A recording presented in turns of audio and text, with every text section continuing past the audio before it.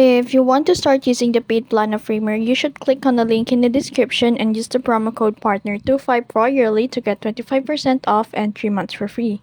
In this video, I'm going to show you how to make Framer website responsive.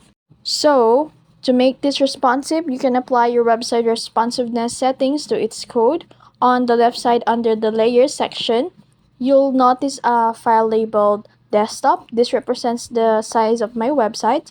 So, to make it responsive to different screen sizes, you can customize its code and add responsiveness by clicking Edit Code on the right side. So, this is the code. However, there's also another way to do this without manually coding. On the left side, right-click on the desktop file, and you'll see an option to add breakpoint. Here, you can choose which sizes to add for your website. In this case, I'll add both phone and tablet sizes. You can also customize these sizes. It's entirely up to you, but in this case, I'll add both. And then you can also make an adjustment if you're not satisfied with the positioning of elements on different screen sizes.